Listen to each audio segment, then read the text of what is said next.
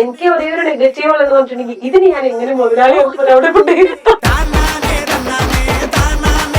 ഞങ്ങളുടെ ഓഫീസിലെ സഫാനും മജിദ് എന്ന് പറഞ്ഞ 2 പേരുണ്ട്. ഞങ്ങളുടെ ക്യാമറാമാൻമാരാ. യുവമാർക്ക് 10,000 രൂപ കൊടുക്കാനേ. അപ്പൊ യുവമാർ എപ്പോൾ വിളിക്കുമ്പോഴും ഞാൻ ഇന്ന് തരാം, നാളെ തരാം, ഫോൺ എടുക്കാതിരിക്കും, അങ്ങനെയൊക്കെ ചെയ്യും. അവസാനം യുവമാർക്കും 5 എന്ന് പറഞ്ഞൊരു സ്റ്റാഫ് ഉണ്ട്. വേറെ വീഡിയോ വിളിച്ചിട്ട് പറഞ്ഞു രംഗുലെന്ന് വിളിച്ചു വന്നു പറഞ്ഞു. കട്ട കലിപ്പില്ല. അപ്പൊ ഇവിടെ എന്താ വിളിക്കാൻ പറഞ്ഞു, വിളിച്ചാ പറഞ്ഞു. അഞ്ചു എന്നെ വിളിച്ചു, എടുത്തില്ല. അത് ഞാൻ അഞ്ചുനെ തിരിച്ചു വിളിച്ചു. അഞ്ചുവിൽ ആരെങ്കിലും ലൗഡ് സ്പീക്കറിൽ. അപ്പൊ ഞാൻ അഞ്ചുനോട് ചോദിച്ചു, അഞ്ചു നിന്റെ എത്ര ഉണ്ട്? എന്റെ ഒരു 500 100 ഉണ്ട്.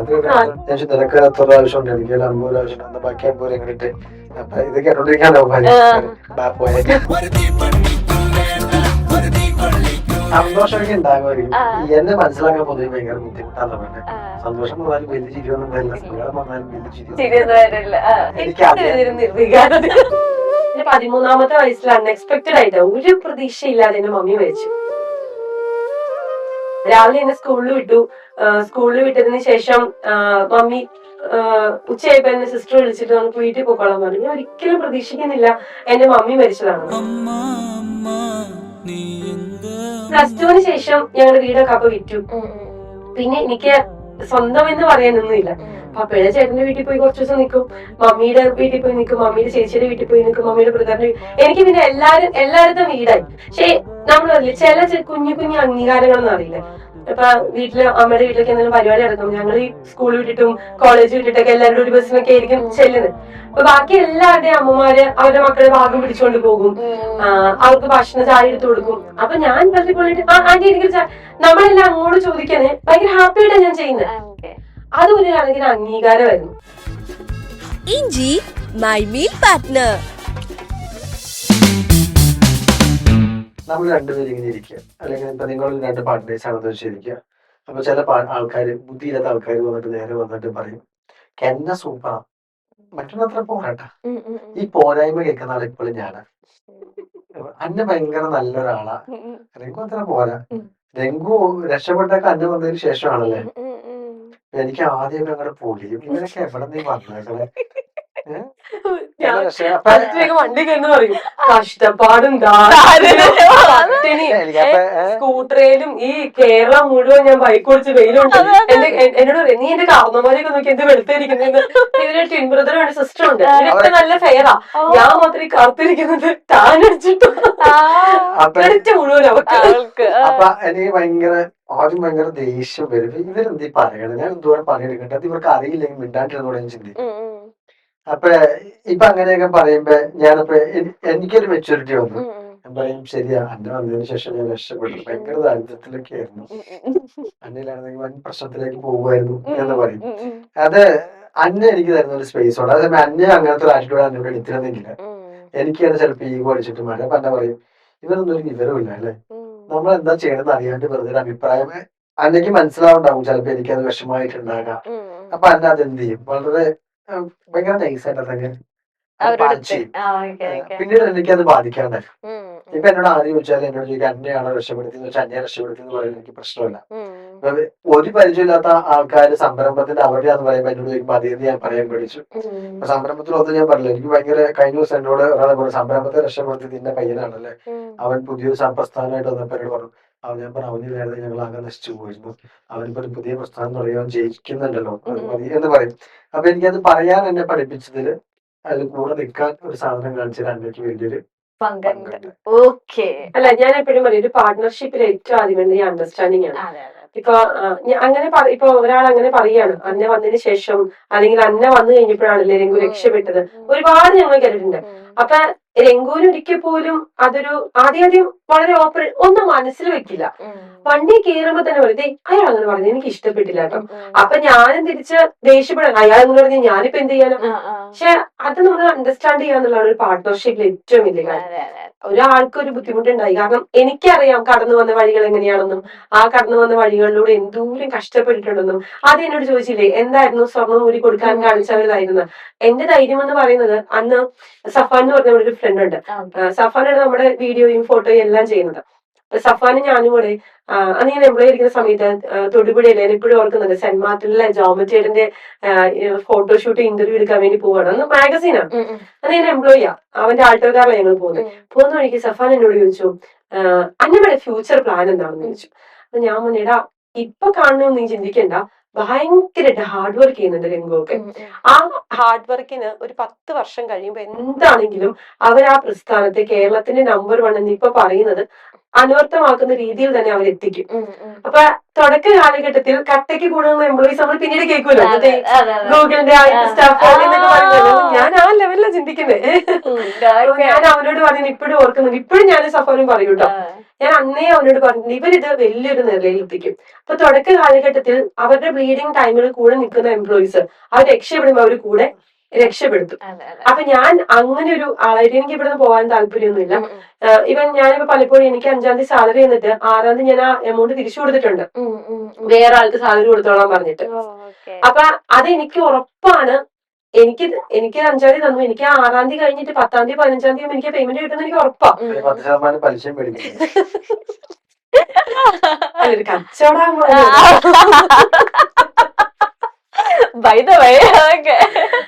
അപ്പൊ ആ ഒരു ഉറപ്പുണ്ടായിരുന്നു. അപ്പൊ ഞാൻ എപ്പോഴും കാണുന്നത് ആ ഒരു രംഗുവിന്റെ ആ ഒരു വേർഷൻ ഞാൻ കണ്ടേക്കുന്നതാണ്.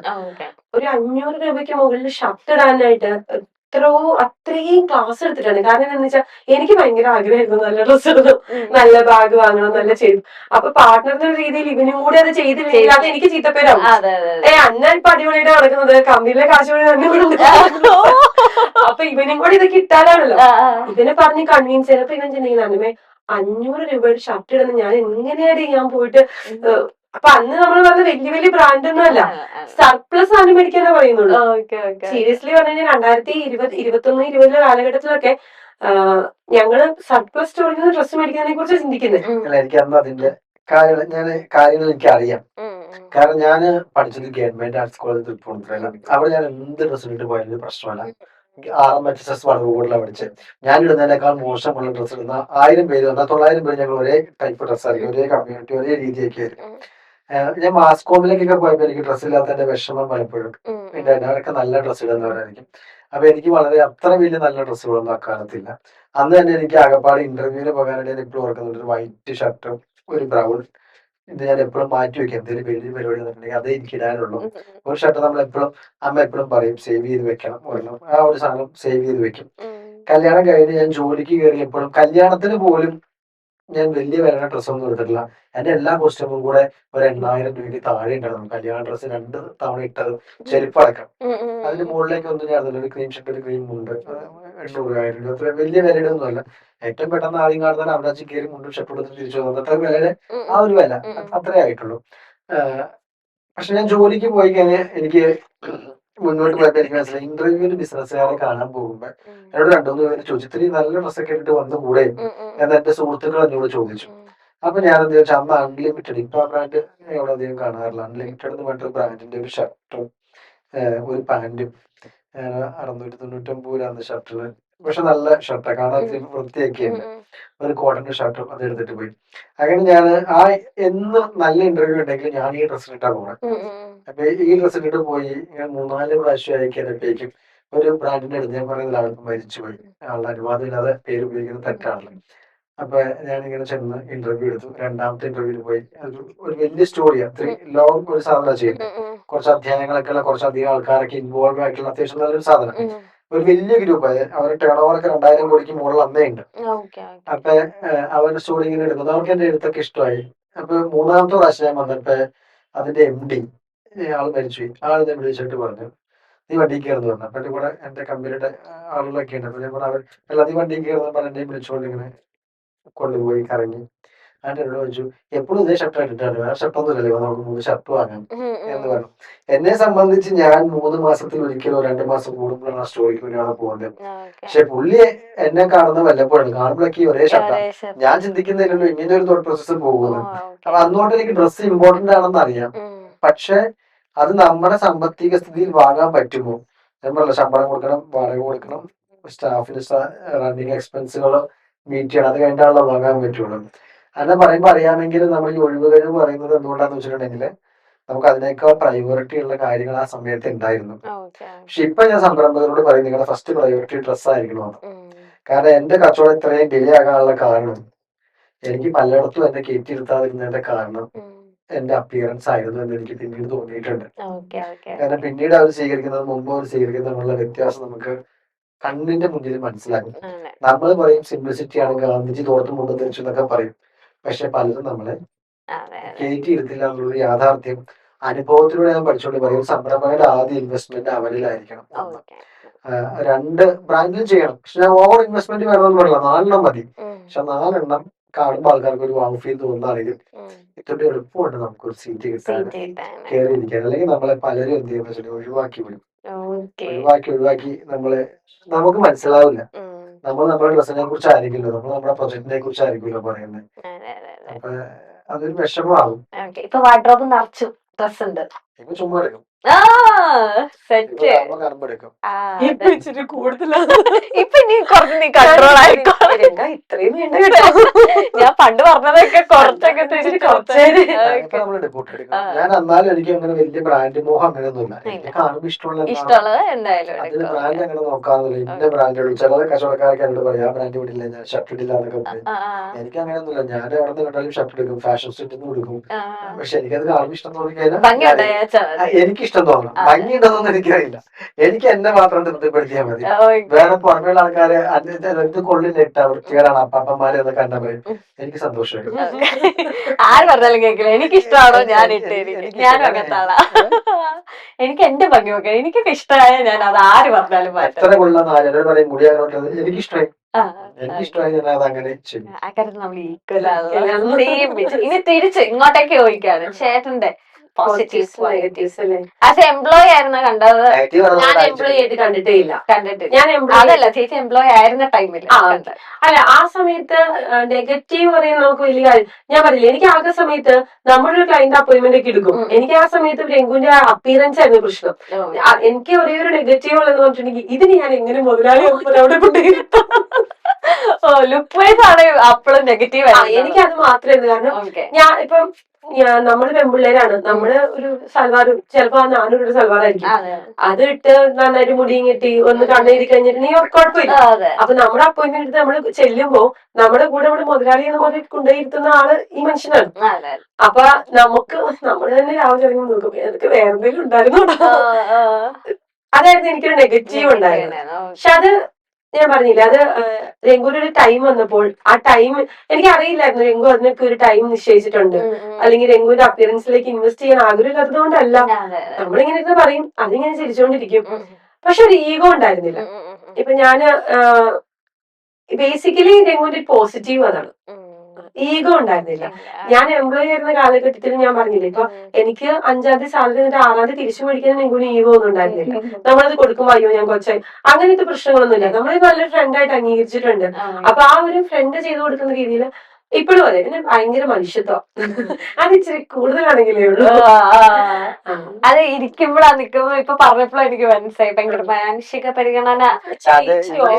നമുക്ക് മറ്റേ പ്രശ്നങ്ങളൊന്നും ഉണ്ടായിട്ടല്ലേ. ഞങ്ങളുടെ ഓഫീസിലെ സഫാനും മജിദും പറഞ്ഞിട്ട് 2 പേരുണ്ട്, ഞങ്ങളുടെ ക്യാമറാമാൻമാരാ. അപ്പൊ ഞാൻ ഇവന്മാരെ കൊണ്ട് പറയും ടെലി എടുക്കണമെന്നൊക്കെ പറയും. ഒരു മാർക്കറ്റിംഗ് ടെക്നിക്ക് ഒക്കെ ഉണ്ട്. അപ്പൊ ടെലിയൊക്കെ എടുത്ത് ഇവന്മാരെ കൊണ്ട് ഫോട്ടോ എടുക്കും. അങ്ങനെ എടുത്തെടുത്ത് ഇവന്മാർക്ക് 10,000 രൂപ കൊടുക്കാനായി. അപ്പൊ ഇവന്മാരെ എപ്പോഴും വിളിക്കുമ്പോഴും ഞാൻ ഇന്ന് തരാം, നാളെ തരാം, ഫോൺ എടുക്കാതിരിക്കും, അങ്ങനെയൊക്കെ ചെയ്യും. അവസാനം ഇവന്മാർക്കും ഇവന്മാര് വന്നിട്ട് എപ്പോഴും എന്നോട് പറയാ കഥ, അജിത്തും സഫാണ് ഇന്ന് അയാളുടെ കയ്യിൽ നിന്ന് കാശ് വാങ്ങിയിട്ട് നമ്മൾ പോലെ അല്ലെ കുത്തിപ്പിടിച്ചാലും കാശ് വേണമെന്ന് പറഞ്ഞാൽ നടവാതിലും കടവാവിലെന്നൊക്കെ പറഞ്ഞ തള്ളി തുറന്ന് ഓഫീസിലേക്ക് കയറി വന്നിട്ട് പറഞ്ഞു, അഞ്ചു എന്ന് പറഞ്ഞൊരു സ്റ്റാഫ് ഉണ്ട്, വേറെ വീഡിയോ ഇരിക്കാൻ കുത്തി വിളിച്ചിട്ട് പറഞ്ഞു രംഗുലൊന്ന് വിളിച്ചു വന്നു പറഞ്ഞു. കട്ട കലിപ്പില്ല. അപ്പൊ ഇവിടെ എന്താ വിളിക്കാൻ പറഞ്ഞ് വിളിച്ചാ എന്നൊക്കെ പറഞ്ഞു. അഞ്ചു എന്നെ വിളിച്ചു, എടുത്തില്ല. അത് ഞാൻ അഞ്ചുനെ തിരിച്ചു വിളിച്ചു. അഞ്ചുവിൽ ആരെങ്കിലും ലൗഡ് സ്പീക്കറിലെ.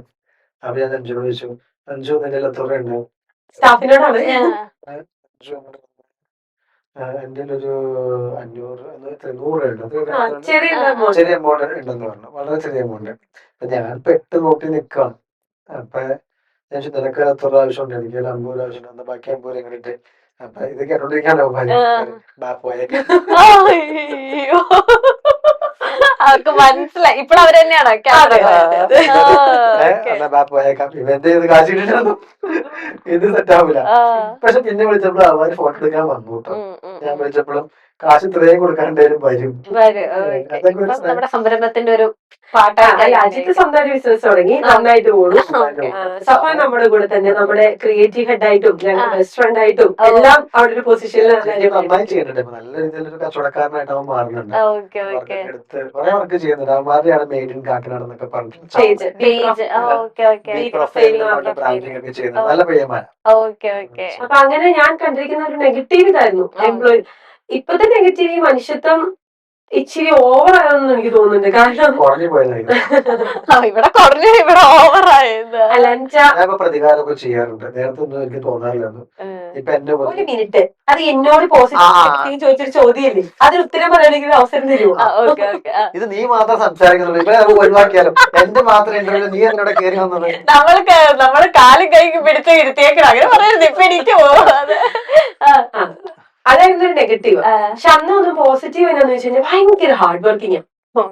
അതിപ്പോ ഇന്ന് രാത്രി ഇന്ന് നമ്മൾ രാവിലെ പോയി മീറ്റിങ്ങിന് പോയി, നമ്മള് രാത്രി തിരിച്ചെത്തുമ്പോഴേക്കും നല്ല ലേറ്റ് ആവും. നാളെ രാവിലെ 5 മണിക്ക് എഴുന്നേറ്റ് പോകണമെന്ന് പറഞ്ഞാലും നിങ്ങൾ അപ്പോയിന്റ്മെന്റ് എടുത്തോളാൻ പറയും. അത് ഭയങ്കര ഹാർഡ് വർക്കിംഗ്. എനിക്ക് തോന്നുന്നു ഈ ഒന്നുമില്ലായ്മയിൽ നിന്നും എല്ലാരും പറയും സീറോയിൽ നിന്നാണ് ഓടി തുടങ്ങിയത്. സീറോയിൽ നിന്ന് ഓടി തുടങ്ങി ആദ്യം തന്നെ കാണാൻ പറ്റില്ല. അപ്പൊ ഞങ്ങൾ ഞങ്ങളുടെ സുഹൃത്തുക്കളൊക്കെ നോക്കും. എല്ലാവരെയും നോക്കിയാലും തിരിച്ച് വീട്ടിലേക്ക് ചെല്ലുമ്പോ അവിടെ അവരുടെ വരുമാനം കൊണ്ട് വേണ്ട ഭക്ഷണം ഉണ്ടാക്കാൻ ആർക്കെങ്കിലും ഒരാൾക്ക് വേറൊരു വരുമാനം ഉണ്ടാകും. അല്ലെങ്കിൽ അവർക്ക് തിരിച്ചു ചെല്ലുമ്പോൾ സ്വന്തമായിട്ട് ചിലപ്പോൾ അപ്പനുണ്ടാക്കിയ വീടുണ്ടാവും കീറി കിടക്കാൻ, വാടക കൊടുക്കണം നിർബന്ധമില്ല. അങ്ങനെ എന്തെങ്കിലുമൊക്കെ ലൈഫിൽ ഉണ്ടായേക്കുന്നവരാണ് ബിസിനസ്സിൽ പെട്ടെന്ന് വളർന്നിരിക്കുന്നത്.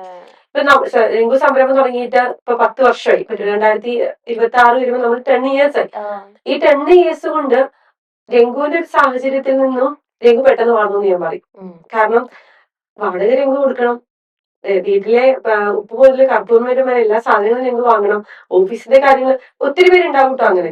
പക്ഷെ അങ്ങനെയുള്ള ഒരു കെയർ വരാൻ ഭയങ്കര ടൈം എടുക്കും. ഇപ്പൊ എനിക്കിപ്പോ ഇതൊക്കെ പോയാലും തിരിച്ച് വീട്ടിലേക്ക് ചെല്ലുമ്പോ ഹസ്ബൻഡിന് ജോലിയുണ്ട്, വീട്ടിൽ നിന്ന് വേറെ വരുമാനമുണ്ട്, മദറിലേക്ക് വരുമാനമുണ്ട്, അങ്ങനെ പട്ടിണി കിടക്കേണ്ട സാഹചര്യങ്ങളൊന്നുമില്ല. അപ്പൊ അതൊരു ആ ഹാർഡ് വർക്കിംഗ് എന്ന് പറയുന്നത് ഭയങ്കര ഒരു പോസിറ്റീവാണ്. ഞാൻ എപ്പോഴും കച്ചവടക്കാരോട് പറയും, നിങ്ങൾ ഹാർഡ് വർക്ക് ചെയ്യോ, റിസൾട്ട് എപ്പോഴെങ്കിലും ഉണ്ടാകും. പിന്നെ അതുപോലെ എനിക്ക് ആൾക്കാരെ വിലയിരുത്തുന്നത് എനിക്ക് ഭയങ്കര ഇഷ്ടം. ചില ആൾക്കാരൊക്കെ ലൈഫിൽ നിന്ന് ഇങ്ങനെ ചിലപ്പോ നമ്മൾ വിചാരിക്കും ഇവര് ലൈഫിൽ പോകത്തില്ല, കൂടെ ഉണ്ടാവും. പക്ഷെ ഒരു ഘട്ടം വരുമ്പോ പോകും. കുറെ പ്രശ്നങ്ങൾ ഇപ്പം ക്ലയൻസിനെ ഡീൽ ചെയ്യുന്നുണ്ട്, അല്ലെങ്കിൽ ഒരുപാട് പേര് ഡീൽ ചെയ്യുന്നുണ്ട്. ചില ആൾക്കാര് ഒട്ടും രസമില്ലാത്ത രീതിയിലൊക്കെ നമ്മുടെ അടുത്ത് വളരെ കുറച്ച് ആൾക്കാർ. അപ്പൊ ഞങ്ങൾ വെയിറ്റ് ചെയ്യാൻ ഇപ്പൊ നമ്മൾ ഒന്നുകൊണ്ട് പ്രതികരിക്കണ്ട, വെയിറ്റ് ചെയ്യാം. നമ്മൾ മറ്റേ റിയാക്ഷൻ വീഡിയോ ഇടാൻ വലിയ ബ്ലോഗേഴ്സ് ഒന്നും അല്ലല്ലോ. വെയിറ്റ് ചെയ്യും, ഇത് കറങ്ങി തിരിഞ്ഞ് നമ്മുടെ അടുത്ത് തന്നെ. ഇപ്പൊ ഒരുപാട് ഇഷ്യൂസിലൂടെ ഞങ്ങൾ കഴിഞ്ഞ 2-3 വർഷങ്ങൾ മുന്നേ ഞങ്ങൾ കടന്നുപോയി. അപ്പൊ ഒക്കെ ഞാൻ പറഞ്ഞു, രംഗു നമുക്കൊന്ന് പ്രതികരിക്കണ്ടേ, ആരോടെങ്കിലും നമുക്കൊന്ന് ചോദിക്കണ്ടേ. അല്ലെങ്കിൽ ഫേസ്ബുക്കിൽ ഇൻസ്റ്റാഗ്രാമിൽ ഒരാൾ ഒരു വീഡിയോ എടുത്തിട്ട് പറഞ്ഞു, നമ്മുടെ ഒരു ഇവന്റിന്റെ വീഡിയോ എടുത്തിട്ട് പറഞ്ഞു ആ ആളാണ് ഈ ഇവന്റ് ഹോസ്റ്റ് ചെയ്തതെന്ന് പറഞ്ഞു. അപ്പൊ ഞാൻ രംഗു ഇതിനോടെങ്കിലും നമ്മളൊന്ന് പ്രതികരിക്കണ്ടേ. അപ്പൊ രംഗു പറഞ്ഞു, എന്തിനാ എന്നമ്മ, കാലം തെളിയിക്കുമ്പോ അതിനൊരു ബ്യൂട്ടിഫുൾ ആ ഭംഗി ഭയങ്കരമായിട്ട് കൂടും. അപ്പൊ നമ്മൾ വെയിറ്റ് ചെയ്യുക. രംഗുവിന്റെ ബാക്കി ഒരു വിഷയത്തിൽ ക്ഷമയില്ലെങ്കിലും ഇങ്ങനെ വെയിറ്റ് ചെയ്തിരിക്കാനുള്ള ഒരു ക്ഷമ. അപ്പൊ ഇപ്പൊ ഞാനും അതിങ്ങനെ പഠിച്ചുകൊണ്ടിരിക്കുകയാണ്. പിന്നെ നമ്മൾ കുറെ കാര്യങ്ങൾ പഠിക്കൂല. പിന്നെ എപ്പോഴും നിങ്ങൾ പറയുന്ന പോലെ നമ്മളൊരാളെ പറ്റിക്കാൻ പോകരുത്. അത് വലിയൊരു ക്വാളിറ്റി, ഭയങ്കര വലിയൊരു ക്വാളിറ്റി. അപ്പൊ അങ്ങനെ കുറച്ച് പോസിറ്റീവ്സ് ഒക്കെ ഉണ്ട്. ഇപ്പത്തെ നെഗറ്റീവ് ഒന്ന് പറയും, രണ്ടാമത്തെ കിട്ടിയാണ് എനിക്ക് മനസ്സിലാവുന്നില്ല. ഇപ്പൊ തൊട്ടപ്പ പ്രതികരണം വരും. അപ്പൊ പ്രതികാരം മറ്റേ പണ്ടത്തെ മനുഷ്യത്വം കുറഞ്ഞൊന്നും എനിക്ക് തോന്നുന്നു അത്രയും ഇപ്പൊ നിങ്ങൾ എടാപ്പൊട അല്ലെങ്കിൽ അത്രയും ഒരു ബന്ധം ഉള്ളതുകൊണ്ടായിരിക്കും. അല്ല ഞാനിപ്പോ അങ്ങനെയല്ല, ചില സ്റ്റാഫിനോടൊക്കെ നമുക്ക് കരുണയില്ലാണ്ട് പെരുമാറേണ്ടി വരും. കാരണം അവരുടെ ടോട്ടൽ ആറ്റിറ്റ്യൂഡ് വെച്ചിട്ട് ഒരു ഗ്രാറ്റിറ്റ്യൂഡ് നമ്മളോട് കാണിക്കില്ല. അപ്പൊ ഞാൻ ചോദിക്കും, തിരിച്ച് നമ്മൾ എന്തിന് കാണിക്കണം? ഞാൻ എന്റെ ജീവിതത്തിൽ എന്നെ സഹായിച്ച ആൾക്കാരുള്ളതുകൊണ്ടാണ് മറ്റുള്ളവരെ സഹായിക്കാൻ വേണ്ടി ശ്രമിക്കുന്നത്. പക്ഷെ നമ്മൾ ചിലയിടത്തൊക്കെ ചെയ്ത് കഴിഞ്ഞാൽ നമ്മൾ എല്ലാവരും കൂടെ തല്ലി കൊന്നിട്ട് പോകും എന്ന് തിരിച്ചറിയുമ്പോൾ നമ്മൾ ചിലയിടത്ത് എന്ത് ചെയ്യേണ്ടി വരും? സംസാരിക്കേണ്ടി വരും. ഞാൻ ഈ സംരംഭം എന്റെ അനുഭവങ്ങൾ കൂടെ ഞാൻ മനസ്സിലാക്കി വരുന്ന ഞാൻ ഈ സംരംഭം തുടങ്ങുന്നത് ഒരു അഡ്രസ് ഉണ്ടാക്കാനായിട്ട് ഉണ്ടാകണമെന്ന് ആഗ്രഹിക്കുന്നുണ്ട്. ഉണ്ടാക്കാനായിട്ട് തുടങ്ങിയെന്ന് പറയുന്നത് ഉണ്ടാകണമെന്ന് ആഗ്രഹിക്കും. കാരണം ഞാൻ ജന്മം കൊണ്ട് വടവുകോടുകാരനാണെങ്കിലും വടവുകോട്ടിൽ നിന്നാലും ഭരതൻ എന്ന് പറയും. കാരണം എന്റെ അമ്മയും അച്ഛനും വേറൊരു സ്ഥലത്ത് നിന്ന് പ്രേമിച്ച് വിവാഹം കഴിച്ച് അവിടെ വന്നവരാ. അപ്പൊ അക്കാലത്ത് നമ്മൾ എവിടെ ചെന്നാലും ഞാൻ വടവുകോട് പുത്തൻകുരിശ് പഞ്ചായത്തിന്റെ എല്ലാ സ്ഥലങ്ങളിലും ഓരോ ഒരു വർഷം കൂടുമ്പോഴും വീട് മാറേണ്ടി വരും.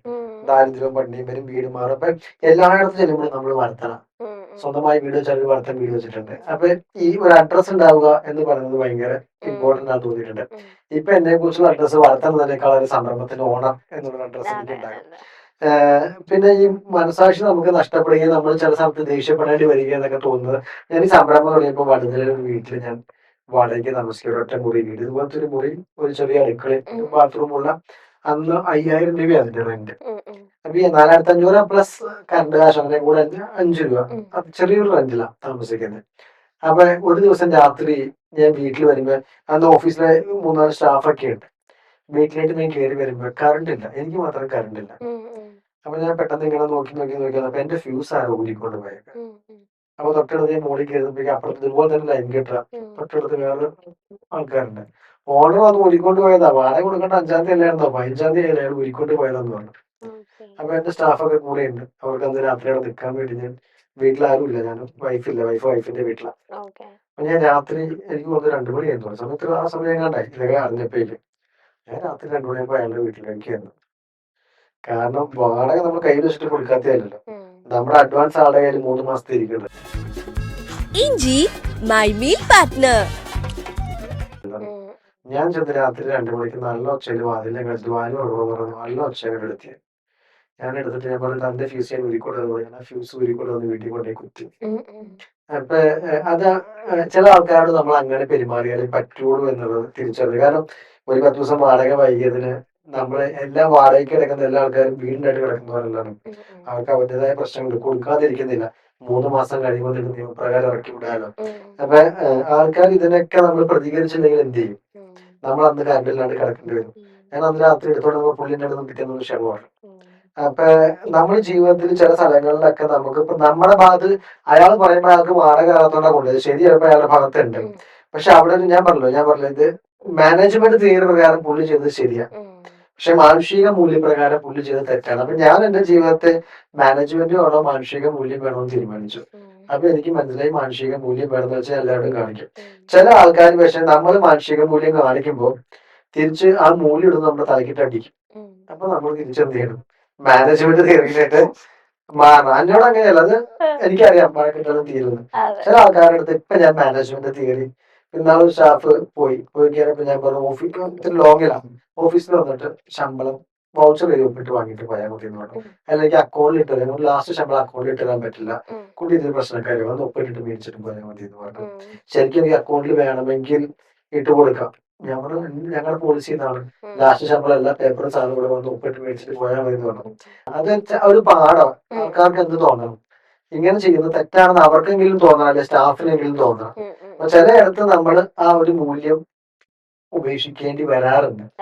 മെജോറിറ്റി വരാറില്ല, പക്ഷെ 10-15% സ്ഥലങ്ങളിൽ പോരാറുണ്ട്. അതുകൊണ്ട് ഞാൻ അത്ര നല്ല മനുഷ്യനാണെന്ന് പോകെ പറയാൻ പറ്റില്ല. ദീർഘവിശ്വാസമൊക്കെ കിട്ടും. അതല്ലേ നിങ്ങളിപ്പം നിങ്ങളുടെ ഫീസ് റിക്കഗ്നൈസ് ചെയ്യണം എന്നൊന്നും തുടങ്ങിയിട്ടതല്ലേ ഈ സംരംഭം, അല്ലെങ്കിൽ ഈ ഒരു സോഷ്യൽ അയ്യോ അത് ഞാൻ പറഞ്ഞേ, അന്നെ ഫോർമാലിൽ പോയിട്ട് ഇന്റർവ്യൂ എടുക്കുന്ന അതേ റിസൾട്ട് നിൽക്കും, ആരും തിരിച്ചറിയുന്നത് ഞാൻ വന്നിട്ടോണ്ടും ഞാൻ തിരിച്ചറിഞ്ഞു എന്ന് പറയും. അല്ലാണ്ട് അങ്ങനെ ആരും തിരിച്ചറിയില്ല. ഇതിലേക്ക് ഒരു വ്യക്തമായൊരു സ്റ്റോറി, ഇതൊക്കെ ചുമ്മാ തള്ളിട്ടോ. റിക്കഗ്നൈസ് ചെയ്യണമെന്ന് ആക്ച്വലി ഞാനൊരു പറയാം, 2019 സ്പാർക്ക് തുടങ്ങിയപ്പോ രംഗു നീ ഇന്റർവ്യൂ എടുക്കാൻ പറഞ്ഞു. അപ്പൊ ഞാൻ പറഞ്ഞു എന്റെ പൊന്ന് രംഗു, ഈ കച്ചവടക്കാരി വന്ന് ഇവരുടെ ബിസിനസ് എന്താണെന്ന് എന്നോട് പറയുമ്പോൾ ഞാൻ മനസ്സിലാക്കിയിട്ട് വേണം ഞാൻ വേറെ ഇത് നടക്കുന്നതല്ലേ. കാരണം അന്ന് എനിക്ക് 24 വയസ്സേ ഉള്ളൂ. അപ്പൊ ഞാൻ ചിന്തിക്കുന്നേ ഇതൊന്നും നടപടി വന്ന കാര്യമില്ല. അപ്പൊ അങ്ങനെ നമ്മളത് ഡ്രോപ്പ് ചെയ്തിട്ടാണ് വേറെ നമ്മുടെ ഷമീം എന്ന് പറഞ്ഞ വ്യക്തിയായിട്ട് പാർട്ണർഷിപ്പ് വരുന്നതും അദ്ദേഹം ഇന്റർവ്യൂസ് ഒക്കെ എടുക്കുന്നതും. പിന്നെ പോകെ ഞങ്ങളാണ് ഇതിന്റെ ഓണേഴ്സ് എന്ന് ഒരു മനുഷ്യൻ അറിയത്തില്ല. കാരണം ഞങ്ങൾ എല്ലായിടത്തും തുടക്കത്തിലൊക്കെ ഞാനും കൂടെ പോയിട്ട് സ്റ്റാഫാണെന്ന് പറഞ്ഞു, ഈ കോളത്തിൽ ഇവനെയും കൊണ്ട് പോയിട്ട് എങ്ങനെ ഓണാന്ന് പറയും. അപ്പൊ രംഗു തന്നെ പറയും സ്റ്റാഫാണെന്ന് പറഞ്ഞാൽ മതി. അപ്പൊ സ്റ്റാഫാണെന്ന് പറഞ്ഞ് ഞങ്ങൾ പോയി കാണും. ഞങ്ങൾക്ക് ഒരുമിച്ച് എത്ര ഓഫർ ഉണ്ട്, നിങ്ങൾ രണ്ടുപേരുടെ സംരംഭത്തിന് റിസൈൻ ചെയ്യും, അത് നിങ്ങൾക്ക് ഞങ്ങൾ കാർ തരാം, 2 പേർക്കൂടി ഇത്ര രൂപ സാലറി തരാം. അപ്പൊ ഞങ്ങൾ സത്യത്തിൽ ഇവനാണ് ഇതിന്റെ പോലെ അല്ല, അങ്ങനത്തെ കുറെ സിറ്റുവേഷൻസ് ഒക്കെ ഉണ്ടായിരുന്നു. അപ്പൊ അങ്ങനെയൊക്കെ പോകുന്ന സമയത്ത് ഞങ്ങൾ ഇതിന്റെ ഫേസ് മീൻസ് പയ്യെ പയ്യെ നമ്മൾ പേഴ്സണൽ ബ്രാൻഡിങ് ചെയ്യാൻ എല്ലാവരോടും പറഞ്ഞു തുടങ്ങി. അപ്പൊ എന്നെ തിരിച്ച് ചോദിച്ചു തുടങ്ങി, അപ്പൊ നിങ്ങളോ അവിടെ നിന്നാണ് ഓക്കെ നമുക്ക് പയ്യെ ഫേസ് ഔട്ട് ചെയ്യാം, നമ്മളെ ഓണേഴ്സ് എന്ന് പറയാം, നമുക്ക് കുറച്ചുകൂടെ മുന്നോട്ട് വരാം. അങ്ങനെയാണ് ഈ സ്പാർക്കിന്റെ ഇന്റർവ്യൂ എടുക്കാനും അല്ലെങ്കിൽ 2018-ലെയും 2019-ലെയും സംരംഭത്തിന്റെ ഇവന്റിന് രംഗു ആണ് നടത്തിയെന്ന് പോലും ആൾക്കാർക്ക് തോന്നത്തില്ല. കാരണം ഇവന്റിന് സ്റ്റേജിലേക്ക് രംഗു കയറത്തേ ഇല്ല. വെൽക്കം സ്പീച്ച് പറയാനും കയറത്തില്ല, വോട്ട് ഓഫ് താങ്ക്സ് പറയാനും കയറത്തില്ല. ഒരു 2021-ക്ക് ശേഷമാണ് അങ്ങനെ ഒരു മാറ്റമൊക്കെ വന്നത്. കാരണം ഞങ്ങൾ ഒരു തീരുമാനം എടുത്തു. അങ്ങനെ പയ്യെ പയ്യെ പോയി തുടങ്ങിയപ്പോ കഴിഞ്ഞ മുന്നത്തെ വർഷം തന്നു ഒരു ഇന്റർവ്യൂ. നമ്മുടെ ഫ്രണ്ട് ഞങ്ങളുടെ ഇന്റർവ്യൂ പോലെ എടുത്തു. അപ്പൊ ഇന്റർവ്യൂവിലെ ഒരു ക്ലിപ്പ് അവൻ എഡിറ്റ് ചെയ്തൊക്കെ ഇട്ടായിരുന്നു, പക്ഷെ അങ്ങനെ റീച്ച് ഒന്നായില്ല. നമ്മുടെ ഓഫീസില് പിള്ളേര് ഈ വീഡിയോ കണ്ടപ്പോ പിള്ളേർക്ക് ഭയങ്കര ഇൻട്രസ്റ്റിംഗ് ആയിട്ട് തോന്നിട്ട് രംഗുവിന്റെ കഷ്ടപ്പാടും ബുദ്ധിമുട്ടുകളൊക്കെ പറയുന്ന ഒരു പോസ്റ്റ് ഇവര് കട്ട് ചെയ്ത് ഇൻസ്റ്റയില് പോസ്റ്റ് ചെയ്തു. സംരംഭത്തിന് ഇൻസ്റ്റയില് ഫസ്റ്റ് പിൻ ചെയ്തേക്കുന്ന 2.6 മില്യൺ വീഡിയോ. അങ്ങനെ ആ വീഡിയോ അങ്ങനെ രംഗു വീഡിയോ പിള്ളേരിട്ടു. അപ്പൊ നമ്മളിത് റീച്ച് ആവുന്നൊന്നും പ്രതീക്ഷിക്കുന്നില്ല. പക്ഷെ ഈ വീഡിയോ ഭയങ്കര ഹിറ്റ് ആവുന്നു. അതില് എടുത്തു പറയേണ്ടത് രംഗൂര് ഒരു കാക്കൂർ പഴംപൊരി കഥയാണ്. രംഗൂര് പഴംപൊരി കഴിക്കാൻ വേണ്ടി മോഹിച്ചിട്ട് പഴംപൊരി ഇല്ലാതെ ഒരു കാലഘട്ടത്തെ കുറിച്ചൊക്കെ, ഈ പഴംപൊരി മേടിക്കാൻ പത്രം ഇല്ലാത്ത ഒരു കാലഘട്ടത്തെ കുറിച്ചൊക്കെ പറഞ്ഞ വീഡിയോസ് ഓർമ്മ 1.7 മില്യൺ 2.6 മില്യൺ വ്യൂസ് വന്നു. പിറ്റേ ദിവസം ഞാൻ തിരുവനന്തപുരത്ത് മീറ്റിങ്ങിന് പോവാ. ഞാൻ നോക്കിയപ്പോ ആ ഇന്റർവ്യൂ ഇട്ടേക്കുന്ന ഷർട്ട് അതുപോലെ തേച്ച്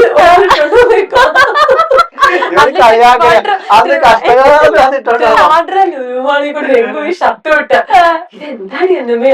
അങ്ങനെ ഞങ്ങൾ തിരിച്ചറിഞ്ഞു സംരംഭത്തിന് തിരുവനന്തപുരത്ത് ഫാൻസ് ഇല്ല. അത് ഞങ്ങൾ ഇൻസൈറ്റ് എടുത്ത് നോക്കി. Let me complete. ഇൻസൈറ്റ് എടുത്ത് നോക്കി. സംരംഭത്തിന്റെ ആദ്യത്തെ കൊച്ചി, അത് കഴിയുമ്പോ ദുബായ്, പിന്നെ കാലിക്കറ്റ്, തിരൂര്, കോട്ടയ്ക്കൽ.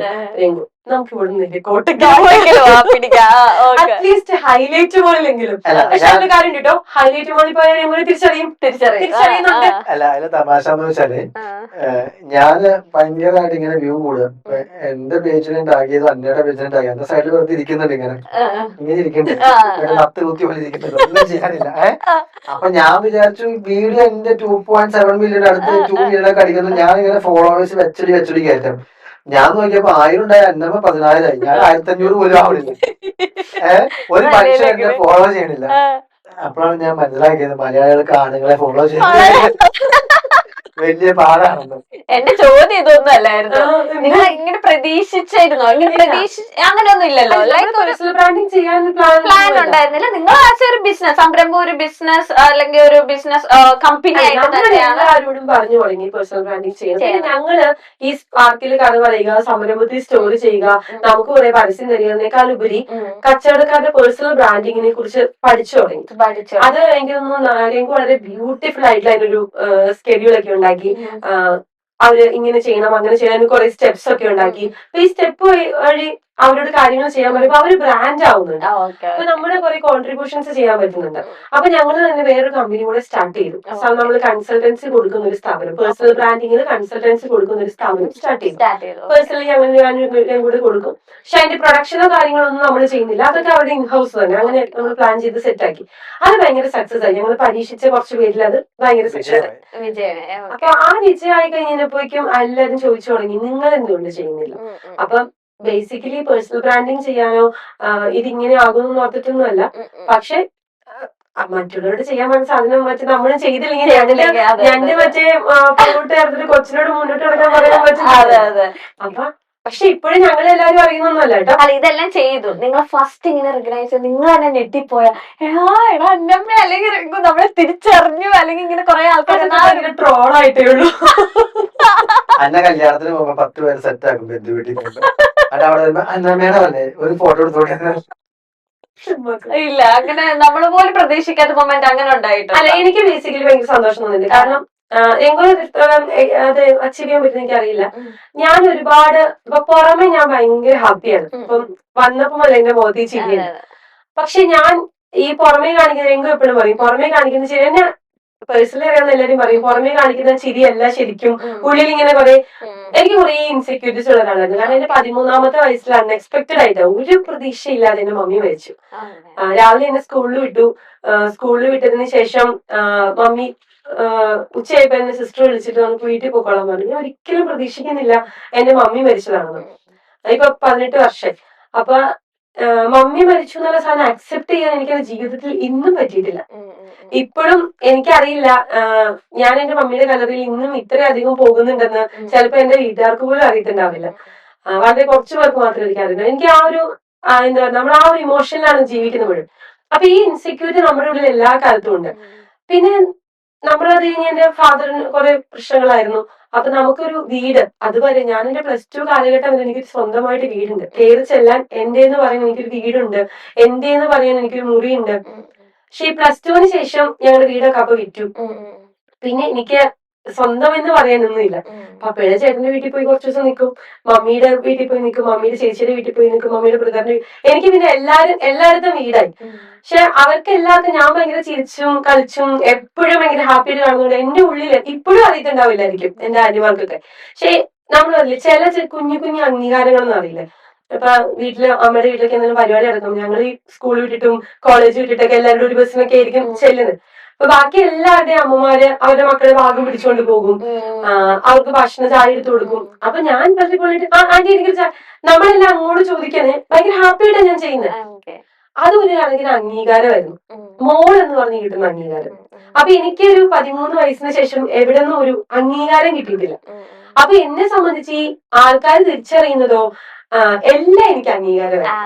അപ്പൊ ഞാൻ ഭയങ്കരമായിട്ട് എൻജോയ് ചെയ്യുന്നുണ്ട്. ഞാൻ ഇപ്പോഴും ഓർക്കുന്നുണ്ട്, പണ്ട് എന്റെ മദറിനോട് ഞാനിവിടെ ലുലു പോയപ്പോ മമ്മിയോട് എന്ന് പറഞ്ഞു, മമ്മി ഇച്ചിരി നല്ല സാരി കൊടുക്കും മമ്മി, ആൾക്കാരൊക്കെ അറിഞ്ഞാലും. അപ്പൊ എന്റെ ഉള്ളിൽ പ്രതീക്ഷ പിന്നെ ഇപ്പൊ ആൾക്കാരെ അറിയാൻ പോവാ. പക്ഷെ ഇതേ മമ്മി പിന്നീട് സാഹചര്യത്തിൽ എന്നോട് പറഞ്ഞു, നല്ല നാത്തും വന്ന സമയത്ത് പറഞ്ഞു, എടി നല്ല ഉടുപ്പിട്ടോണ്ട് പോകട്ടോ, അവിടെ അറിയാവുന്നവരൊക്കെ കാണും. അത് എന്നെ സംബന്ധിച്ച് അപ്പൊ ഞാനിതൊക്കെ ഭയങ്കര എൻജോയ് ചെയ്യുന്നതാണ്. രംഗ പക്ഷെ ഇതിനോടൊക്കെ ഒരു സെറ്റിൽ മനോഭാവമാണ്. ആണോ? അതെ, കിട്ടുന്നത് ഓക്കെ. ഒന്നിനും അങ്ങനെ അമിത സന്തോഷില്ല അല്ലെ ചേട്ടനെ സംബന്ധിച്ചിടത്തോളം? എക്സ്പ്രസ് ചെയ്യില്ല, അതിലുണ്ടോ നമുക്ക് അറിയത്തില്ല. സന്തോഷമൊക്കെ ഉണ്ടാകുമായിരിക്കും. എന്നെ മനസ്സിലാക്കാൻ പൊതുവെ ഭയങ്കര ബുദ്ധിമുട്ടാണ്. സന്തോഷം വന്നാലും വലിയ ചിരിയൊന്നും വരില്ല, സങ്കടം വന്നാലും വലിയ ചിരിയൊന്നും വരില്ല. അത് എനിക്ക് ഭാര്യ മനസ്സിലാക്കിയിട്ടുണ്ടോ ചേട്ടനെ നല്ലോണം? അത് മനസ്സിലാവും. അന്നയ്ക്കറിയാം, ഭാര്യയ്ക്കറിയാം, ലിമിറ്റഡ് ആയിട്ടുള്ള ആൾക്കാർക്ക്. ഞാൻ ദേഷ്യപ്പെടുമ്പോ എന്തിനാ ദേഷ്യപ്പെടുന്നത്, കുറച്ചു പേർക്കൊക്കെ അങ്ങനെ മനസ്സിലാവുമെന്ന് എനിക്ക് തോന്നുന്നു. എനിക്കിട്ട് അങ്ങനെ അറിയപ്പെടുന്നതിൽ അങ്ങനെ ഭയങ്കര വലിയ സന്തോഷമൊന്നും എനിക്ക് കിട്ടിയില്ല. പക്ഷെ എന്റെ കച്ചവടത്തിന് ഇത് ഭാഗമായിട്ട് വന്നു. ഇത് ഞാൻ ചെയ്തില്ലെങ്കിൽ എന്റെ കച്ചവടത്തിന് ഞാൻ പലയിടത്തും എല്ലാവരും ബ്രാൻഡായി. അപ്പൊ അവർ നമ്മളോട് ചോദിക്കുന്നു, നീ എന്തത് ചെയ്യാത്തത്? പിന്നീട് നമ്മൾ സംരംഭ സ്റ്റുഡിയോസ് എന്ന് പറഞ്ഞ ബ്രാൻഡിങ് ഒരു കമ്പനി ആരംഭിച്ചു. അപ്പൊ എല്ലാവരും നമ്മളോട്ട് ഇങ്ങനെ ചെയ്യും അങ്ങനെ ചെയ്യും, എന്ത് നീ ചെയ്യാത്ത എന്നൊരു ചോദ്യം നമുക്ക് എന്ത് ചെയ്യരുത്, ഫേസ് ചെയ്യേണ്ട ഒരു സാഹചര്യം വന്നു. അപ്പൊ എനിക്ക് മനസ്സിലായി ഞാനും ഇത് ചെയ്യണം. ഞാൻ അവരോട് ചക്കര തിന്നരുത് എന്ന് പറയണമെങ്കിൽ ഞാൻ ചക്കര തിന്നാതിരിക്കണം എന്നൊരു തിരിച്ചറിവിലാണ് ബ്രാൻഡിൽ. ഇപ്പൊ സംരംഭ സ്റ്റുഡിയോസ് എന്ന് പറഞ്ഞ ബ്രാൻഡില് നമ്മൾ പല ബ്രാൻഡുകളുടെയും ബ്രാൻഡിങ് ചെയ്യുന്നുണ്ട്. ഇപ്പൊ എനിക്കും പറയാം, ഞാനും ചെയ്യുന്നുണ്ട്, നിങ്ങളും ചെയ്യണോട്ടോ. ഇതൊരു കോമഡി പാർട്ടുണ്ട്. മറ്റേ ഈ 2.6 മില്യൺ വീഡിയോ വന്നല്ലോ, അതിനകത്ത് ഏറ്റവും കൂടുതൽ വന്നത് ഇവരാണെന്ന് പറയും. ഐഡന്റിറ്റി ക്രൈസിസ് പ്രശസ്തരായ എന്റെ ഹസ്ബൻഡ് ഇങ്ങനെ അക്കൗണ്ട് എന്തോ കാണിച്ചു കൊടുത്തപ്പോഴേക്കും അയ്യോ ഈ ആളെ ഞാൻ അറിയില്ല, അത് എന്നെയാണ് അറിയാവുന്നത്. അപ്പൊ ഇങ്ങനെ ഹസ്ബൻഡ് പറഞ്ഞ സംരംഭത്തിന് അപ്പൊ ഞങ്ങൾ ഒരുമിച്ചുള്ള ഫോട്ടോ കാണിച്ചു കൊടുപ്പിക്കും. ഹസ്ബൻഡ് പറഞ്ഞു, ഇവർ എന്താണ്ടൊക്കെ ചെയ്തിട്ട് അല്ല നിങ്ങൾ ഇപ്പൊ എത്ര എന്റർപ്രണേഴ്സിന് ഇന്റർവ്യൂ എടുത്തിട്ടുണ്ടാവും? ഒരു കൗണ്ട് അങ്ങനെ ഓർത്തെടുക്കാൻ പറ്റും? നമ്മൾ 4000-ന് മുകളിൽ ബ്രാൻഡുകളായിട്ട് അസോസിയേറ്റ് ചെയ്തിട്ടുണ്ട്. കേരളത്തിൽ വളർന്നു വരുന്നതും വലുതുമായിട്ടുള്ള 90% ബ്രാൻഡുകളായിട്ട് അസോസിയേറ്റ് ചെയ്തിട്ടുണ്ട്. അതൊരു ലെക്കായിരുന്നു കേട്ടോ. അതായത് ഈ ബ്രാൻഡ് സ്റ്റോറി ക്രിയേഷൻ എന്ന് പറയുന്നത് 2016 നമ്മൾ സ്റ്റാർട്ട് ചെയ്ത സമയത്ത് മാഗസീനും സ്പാർക്കും കൂടെ ചേർത്തിട്ടാണ് ഈ 4000-ഓളം ഓൺടർപ്രണേഴ്സ്. സ്പാർക്കിൽ മാത്രമേ നമ്മൾ 1600+ ഓൺടർപ്രണേഴ്സ് ആയിട്ട് ഇപ്പൊ അസോസിയേറ്റ് ചെയ്തിട്ടുണ്ട്. അതിന് ഭയങ്കര അച്ചീവ്മെന്റ് എന്ന് പറയുന്നത് അവരുടെ ഫസ്റ്റ് ബ്രാൻഡ് സ്റ്റോറി, ഇന്ന ബ്രാൻഡിന്റെ ഓണർ ഇന്ന ആളാണ്, അവരുടെ ആ കഥ. ഇപ്പം നമ്മുടെ ഇതിലാണ് ഇപ്പൊ JV ലൂക്കർ എന്ന് പറയുന്ന ബ്രാൻഡിന്റെ ഓണർ മലയാളിയാണെന്നും അദ്ദേഹം തന്നെ വന്നിട്ട് ഞാനതിന്റെ ഓണർ ഇത് തുടങ്ങിയ ഒരു സ്ട്രഗിളിംഗ് സ്റ്റേജ് പറയുന്നത്. അങ്ങനെ കേരളത്തിലെ ഓൾമോസ്റ്റ് ഒട്ടുമിക്ക ബ്രാൻഡുകളുടെയും ആദ്യത്തെ ബ്രാൻഡ് സ്റ്റോറി മലയാളികൾ കണ്ടിട്ടുണ്ടാകുക സ്പാർക്ക് സ്റ്റോറീസ്. അത് ഞങ്ങൾക്ക് ഭയങ്കര ഒരു അഭിമാനം ഉണ്ടായിരിക്കുന്ന ഒരു വലിയൊരു moment ആണ്. കാര്യമുണ്ട്. ഈ അന്നെ പറഞ്ഞ പോലെ അന്ന് എനിക്ക് ലുക്ക് ഇല്ലെങ്കിലും ഞാൻ വർക്ക് ചെയ്തൊക്കെ ആദ്യമേ നല്ല കമ്പനിയിലായിരുന്നു. അത് കാരണം എനിക്ക് എപ്പോഴും എന്റെ കയ്യിലുണ്ടായിരുന്ന പ്രപ്പോസൽ എന്ന് പറയുന്ന വലിയ കമ്പനികൾക്ക് കൊടുത്ത പ്രപ്പോസലേ ഞാൻ കണ്ടിട്ടുള്ളൂ. വലിയ കമ്പനികളുടെ ഇന്റർവ്യൂ ഞാൻ അന്നൊക്കെ ചെയ്തിട്ടുള്ളൂ. DC ഞാൻ വർക്ക് ചെയ്തത്. അത് നല്ല കോണ്ടാക്ടും പിടിപാടൊക്കെ ഉള്ള അതൊക്കെ നമുക്ക് കിട്ടി. അപ്പൊ അതുകൊണ്ട് തന്നെ ഞാൻ സംരംഭം തുടങ്ങിയപ്പോഴും ഞാൻ ചെറിയ ആൾക്കാരൊന്നും നോക്കിയില്ല. ഞാൻ എപ്പോഴും വിളിക്കുമ്പോ ജോസഫ് സാറ് അല്ലെങ്കിൽ സിദ്ധായിട്ട്, ഈസ്റ്റേൺ, നവ്യ ബേക്കറി, പാരഗൺ, അങ്ങനെ എല്ലാം വലിയ വലിയ ബ്രാൻഡെ പിടിച്ചത്. അപ്പൊ നിങ്ങൾ സംരംഭം നോക്കിയാലും സ്പാർക്ക് നോക്കിയാലും ആദ്യമൊക്കെ ആൾക്കാർ ഒറ്റമുറി കടലിൽ നിന്ന് 1000 കോടിയിലേക്ക് തള്ളാണെന്ന് അറിയില്ല. ഇവരൊക്കെ 1000 കോടി ഉള്ളവരാ. എന്നാൽ ഒരു ട്രെയിനർ പറഞ്ഞിരുന്നു, ഈ കാണുന്ന 1000 കോടിയൊക്കെ എങ്ങനെ ഉണ്ടായത്, അവന്മാര് ഫുള്ള് തള്ളാണ് എന്ന് പറഞ്ഞിട്ടുണ്ടായിരുന്നു. അപ്പൊ അതിന്റെ താഴെ സംരംഭം ഞങ്ങളുടെ തള്ളല്ല, ഞങ്ങളുടെ കോടി ഉള്ളതാണ്. അപ്പൊ ഞങ്ങളുടെ ഇതിൽ വന്നിരിക്കുന്ന ആൾക്കാരെല്ലാം ആദ്യമേ വന്നവരെല്ലാം ഈ വലിയ ആൾക്കാരായിരുന്നു. എനിക്ക് ലുക്കില്ലെങ്കിലും ഈ വർക്കിന് നമ്മൾ വലിയ ബ്രാൻഡുകളെ കണ്ടത്. ചെറിയ മാഗസീനായിട്ട് തുടങ്ങിയപ്പോൾ നമ്മുടെ പ്രപ്പോസലിൽ ഒരു വിട്ടുവീഴ്ചയില്ലായിരുന്നു. വലിയ പരസ്യ എമൗണ്ട് ആയിരുന്നു. എന്താണോ DC കോട്ട് ചെയ്യുന്നത് അതേ കോട്ടിങ് ഞാൻ ഒറ്റ സർക്കുലേഷനിലാണ് ഞാൻ വെച്ചത്. അല്ലാണ്ട് നമ്മള് കുറച്ചൊന്നും വെച്ചിട്ടില്ല. കാരണം ഞാൻ DC പ്രപ്പോസൽ നോക്കിയപ്പോ അവന്മാർ 50,000 30,000 താഴെമാർക്ക് പരിപാടി ഇല്ല. ഞാനും വെച്ച് 30 രൂപയ്ക്ക് മുകളിലേക്ക് മതി നമുക്കും. അങ്ങനെ ഒരു കാഴ്ചപ്പാട് അന്ന് കിട്ടി. അത് കണ്ടിന്യൂ ചെയ്തു. അതുകൊണ്ട് ഉണ്ടായ ഗുണം എന്ന് വെച്ചാൽ വന്നതെല്ലാം നല്ല ബ്രാൻഡാണ്. അവരുടെ എല്ലാം ബ്രാൻഡ് സ്റ്റോറി നമുക്ക് ചെയ്യാൻ പറ്റി. അവരുടെ എല്ലാം ബ്രാൻഡിങ് യാത്രയിൽ നമുക്ക് കുറെ കാര്യങ്ങൾ ചെയ്യാൻ പറ്റി. അതുകൊണ്ട് അവർക്ക് ഗുണമുണ്ടായത് കൊണ്ടായിരിക്കാം അവർ വീണ്ടും വീണ്ടും വീണ്ടും നമ്മുടെ അടുത്തേക്ക് വന്നു. ചിലപ്പോൾ നമ്മളോടുള്ള സൗഹൃദം കൊണ്ടാവാം, നമ്മുടെ ഇടപെടൽ എന്തോ ഒരു കാരണം കൊണ്ട്, ആ കാരണത്തെ നമുക്ക് എക്സ് എന്ന് പറയാൻ വിളിക്കാം. അതുകൊണ്ട് ആൾക്കാർ നമ്മുടെ അടുത്തേക്ക് വന്നിട്ടുണ്ട്. ഏത് ഇന്റർവ്യൂ എടുത്തപ്പോഴാണ്, എന്ന് വെച്ചാൽ ഇപ്പോഴല്ല, ഈ തുടക്ക സമയത്ത് ഇത് ഈ സാറിനെ നമുക്ക് ഇന്റർവ്യൂ ചെയ്യാൻ കിട്ടുമോ, കിട്ടി, ആ ഒരു എക്സൈറ്റ്മെന്റ്, നമ്മുടെ സ്ഥാപനത്തിൽ ഒരു ഇന്റർവ്യൂ ചെയ്യാൻ വന്നു, അങ്ങനെ തോന്നിയ ഒരു ബ്രാൻഡ് ഏതായിരിക്കും പെട്ടെന്ന് ചോദിച്ചാൽ? അതൊരു എക്സൈറ്റ്മെന്റ് തോന്നിയിട്ടുണ്ടോ? എക്സൈറ്റ്മെന്റ് ഇന്റർവ്യൂ എടുത്തപ്പോ തോന്നിയിട്ടില്ല. ഞങ്ങൾ ആദ്യത്തെ ഒരു ഇവന്റ് ഹോളിഡേയിൽ വെച്ച് ചെയ്തു. അന്ന് എന്നെ ആരും അറിയില്ല, സംരംഭം ആരും അറിയില്ല, എന്ത് സംരംഭം എന്ന് ചോദിക്കുന്ന സമയമാണ്. ആ സമയത്ത് ഞാൻ കുറച്ച് ദിവസം സാറിന്റെ അടുത്ത് എന്നിട്ട് ഞാൻ പറഞ്ഞു, സാർ ഇങ്ങനെ പരിപാടിയുടെ വരണം എന്ന് പറഞ്ഞു. വന്നേക്കാം, ഒരു പ്രമോനോ വന്നേക്കാം, ഭയങ്കര സിമ്പിൾ ആയിട്ടാണ് തോന്നുന്നു. എല്ലാവർക്കും അദ്ദേഹം അങ്ങനെ കൊടുക്കാറില്ല. പക്ഷെ എനിക്ക് എന്ത് ചെയ്തു, അദ്ദേഹം അത് ചെയ്തു തന്നു. ഷീല ജോസഫ് അദ്ദേഹത്തിന്റെ വൈഫ് വന്നു. അതിന്റെ AV അനൂപ് എന്ന് പറഞ്ഞ ആളെ മെഡിമിക്സിന്റെ ഓണറാണ് അദ്ദേഹം. അത്യാവശ്യം നല്ല ടേൺ ഓവർ ഒക്കെ ചെയ്യുന്നുണ്ട്. മെഡിമിക്സ് ഷോപ്പൊക്കെ നമുക്കറിയാം. ഞാൻ അദ്ദേഹത്തെ പണ്ട് DC വെച്ച് മിസ്റ്റർ ഫ്രോഡൊക്കെ ഇറങ്ങുന്ന സമയത്ത് സംസാരിച്ച ആ ബന്ധം വെച്ചാൽ അദ്ദേഹത്തെ വിളിച്ചിട്ട് പറഞ്ഞു, നമുക്ക് ഇങ്ങനെ ഒരു മാഗസീൻ ഉണ്ട്. പുള്ളിക്കൊന്നും മനസ്സിലായൊന്നുമില്ല. ആളെന്നെ വിളിച്ചിട്ട് പറഞ്ഞു, എനിക്ക് ഞാൻ വരണോ, നിർബന്ധമാണെന്നൊക്കെ ചോദിച്ചു. അപ്പൊ ഞാൻ വരണമെന്നൊക്കെ പറഞ്ഞു. അവസാനം ആള് വേദിയിൽ വന്നു. വേദിയിൽ വന്നിട്ട് ആള് സംസാരിക്കാൻ വേണ്ടി വിളിച്ചു. എനിക്കിത് ആരാ നടത്തണമെന്നൊന്നും അറിയാൻ പാടില്ല. ഒരാൾ എന്നെ കുറെ നാളായിട്ട് വിളിച്ച് ഫോളോ അപ്പ് ചെയ്തുകൊണ്ട് ഞാൻ വന്നു. അപ്പൊ അങ്ങനെ ആ ഒരു ഇവന്റ് ഭയങ്കരമായിട്ടൊരു ഹൈ മൂമെന്റ് ഞങ്ങൾക്ക് ഉണ്ടാക്കിയിട്ടുണ്ട്. കാരണം VKCയുടെ ഓർഡർ വന്നു, മേളത്തിന്റെ ഓർഡർ വന്നു, അങ്ങനെ കുറെ ABCയുടെ മദനിക്ക് വന്നു, കൊച്ചോസേബ് സാറ് വന്നു. എനിക്ക് തോന്നുന്നു TP രാമകൃഷ്ണൻ മിനിസ്റ്റർ വന്നു. അതും വലിയൊരു, അത് ഇതിനേക്കാൾ സന്തോഷം ഉണ്ടാക്കിയ കാര്യം അതാണ്. കാരണം അന്ന് അവാർഡ് കൊടുക്കാൻ വരേണ്ടിരുന്ന മിനിസ്റ്റർ തൃശ്ശൂരുള്ള ഒരു കൃഷി വകുപ്പിന്റെ മന്ത്രിയായിരുന്നു. അദ്ദേഹം എന്തായാലും വരുന്ന 3 പ്രാവശ്യം പോയി കണ്ടപ്പോഴും പറഞ്ഞു. പിന്നെ പുള്ളിക്ക് അന്ന് നമ്മളെ വലിയ ഇഷ്ടമായില്ലെന്ന് തോന്നുന്നു. പുള്ളി അന്ന് വൈകുന്നേരം 4 മണിയായി കുറിച്ചിട്ടുണ്ട്. ഞാനെങ്കിലും വരുമൊന്നുമില്ല, എനിക്ക് ദേഹാസ്വസ്ഥയാണെന്ന് പറഞ്ഞ് ഫോൺ കട്ട് ചെയ്തു. ഞാൻ അന്വേഷിച്ചപ്പോ എന്റെ സുഹൃത്തുക്കളുടെ പരിപാടിക്ക് പുള്ളി പോയിട്ടുണ്ട്. അപ്പൊ എനിക്ക് മനസ്സിലായി നമ്മൾ തേച്ചതാണ്. അപ്പൊ അതിന് മുന്നത്തെ ഒരു ദിവസം 2 ദിവസം മുമ്പ് ബാബു എന്ന് പറഞ്ഞിട്ടൊരു ചേട്ടനുണ്ട്, ഞങ്ങളുടെ സുഹൃത്താണ്. ഇന്ത്യൻ ട്രൂത്ത് എന്ന് പറഞ്ഞിട്ടൊരു പത്രമുണ്ട്. പുള്ളി വലിയ പത്രമൊന്നുമല്ല, പുള്ളിയുടെ കാര്യങ്ങളൊക്കെ ചെയ്ത് നന്നായി ചെയ്തൊരു പത്രം. പുള്ളി ഒറ്റയാൾ പട്ടാളം എന്നൊക്കെ വേണമെങ്കിൽ പറയാം. അപ്പൊ പുള്ളി അത് നടത്തിക്കൊണ്ടിരുന്ന എന്റെ നാട്ടിലൊരു TP ഉണ്ട്, ഞങ്ങൾ നല്ല ബന്ധമാണ്, നീ അവിടെ വന്ന ആളെ നമുക്ക് പരിപാടിക്ക് കൊണ്ടുവരാന്ന് പറഞ്ഞു. അപ്പൊ ഞാൻ പുള്ളി 2 ദിവസം മുമ്പ് വിളിച്ചാൽ പുള്ളി വരുമോ, വെറുതെ വാ, മന്ത്രി നല്ല സിമ്പിൾ ആയിട്ടുള്ള ആളാണ്, നീ വാടാന്ന് പറഞ്ഞു. ഞാൻ അങ്ങനെ കയറി ചെന്നു, അദ്ദേഹത്തെ കണ്ടു, സംസാരിച്ചത് അദ്ദേഹം പറഞ്ഞു, അന്ന് വൈകുന്നേരം 4 മണി വരെ എനിക്ക് പ്രോഗ്രാം ഉണ്ട്, എനിക്ക് വരാൻ പറ്റുമെന്ന് തോന്നുന്നില്ല എന്ന് പറഞ്ഞു. അപ്പൊ എന്റെ ഒരു പൊട്ടബുദ്ധിക്ക് ചോദിച്ചു, 5:45 ഫ്ലൈറ്റ് ഉണ്ടല്ലോ, വരാൻ പറ്റുമെന്ന് ചോദിച്ചു. 5:45 ഫ്ലൈറ്റ് ഉണ്ടോ? ഞാൻ പറഞ്ഞു ഉണ്ടെന്ന് പറഞ്ഞു. ഒന്ന് വിളിച്ച് അന്വേഷിച്ചെന്ന് പറഞ്ഞു. ഞാൻ അന്വേഷിച്ചു. ടിക്കറ്റ് എടുക്കണോ? വേണ്ട, ഞാൻ വന്നേക്കാന്ന് പറഞ്ഞു. അപ്പൊ വെറും ഒരു വാക്കായിട്ടാണ് കരുതുന്നത്, ഒരു തവണയല്ലേ കണ്ടു. 4 മണിയാകുമ്പോൾ ഇദ്ദേഹം പറഞ്ഞു, ഞാൻ കോട്ടക്കിട്ട് ഞാൻ വേർത്തു, കാരണം അവാർഡും സാധനങ്ങളൊക്കെ കൊടുക്കാൻ വേണ്ടിയിട്ട് ഭയങ്കരമായ ഒരു ബുദ്ധിമുട്ടുണ്ടല്ലോ. അപ്പൊ ആ ബുദ്ധിമുട്ട് അങ്ങനെ നിൽക്കുമ്പോ തന്നെ ആണിത് പറയുന്നത്. അപ്പൊ പക്ഷെ അന്ന് വൈകുന്നേരം 5 മണിയായപ്പോ എന്നെ TPയുടെ ഓഫീസിൽ നിന്ന് വിളിച്ചു. വിളിച്ചിട്ട് പറഞ്ഞു ഞങ്ങൾ വരുന്നുണ്ടെന്ന് പറഞ്ഞു. അപ്പൊ മറ്റൊരു മന്ത്രി മാറിയപ്പോ ഈ ഒരു മിനിസ്റ്റർ വന്നു. അതൊക്കെയാണ് ഞങ്ങൾക്ക് അയ്യോ വന്നല്ലോ, നമ്മുടെ ബ്രാൻഡിന്റെ ഒരു വാല്യൂ അല്ലേ, പെട്ടുപോയടത്ത് നമ്മളെ രക്ഷപ്പെടുത്തിയ സമയങ്ങൾ. ആദ്യം ഞാൻ പറഞ്ഞില്ലേ എനിക്ക് ഇവനെ കുറിച്ച് ട്രസ്റ്റ് തോന്നാനുള്ള റീസൺ എന്താ, ഈ ലുക്കും വെച്ച് ഇവൻ ഇത്രയും ആൾക്കാരെ കൊണ്ടുവന്നു. കാരണം ഞാൻ സംരംഭത്തിലെ ജോലിക്ക് വരുന്നത് ജൂലൈ 3-ാം തീയതിയാണ്. 10 ദിവസം കഴിഞ്ഞപ്പോ ഇവന്റാ. അപ്പൊ നമ്മുടെ പ്രതീക്ഷയിൽ ഇവന്റ് ഈ തള്ളൊക്കെ കേൾക്കുന്നതല്ലാതെ ഇവന്റിന് ആള് വരും നമ്മുടെ പ്രതീക്ഷയിൽ എവിടെയില്ല. അപ്പൊ എനിക്ക് ഇവനെ കുറിച്ച് ഒരു പ്രതീക്ഷയില്ല. ഇവൻ ഇത്ര ആൾക്കാരെ കൊണ്ടുവരും, മറ്റേ നോട്ടീസ് ഒക്കെ ഇറങ്ങിയിട്ടുണ്ട് കൊച്ചു സെസാറ് വരുന്നൊക്കെ പറഞ്ഞിട്ടാ. അപ്പൊ എനിക്ക് മനസ്സിലായി ട്രസ്റ്റിനൊന്നും വലിയ കാര്യമില്ല കേട്ടോ, വിളിച്ച ആൾക്കാര് വരും. 500 പേരും വന്നു, ഇത്രയും വലിയ കച്ചവടക്കാരും പോണേക്ക് മുന്നേ എല്ലാരും ഞങ്ങൾ അപ്രീഷിയേറ്റ് ചെയ്തിട്ട് പോവുകയും ചെയ്തു. അത് ഭയങ്കര ഒരു മൊമെന്റ്. പക്ഷെ വേറെ ഒന്നും നമുക്ക് അങ്ങനെ ഒരു ഗൂസ് ബംസ് എല്ലാരെയും സ്റ്റോറി കഴിയുമ്പോൾ നമുക്ക് ഭയങ്കര സന്തോഷം തോന്നാറുണ്ട്.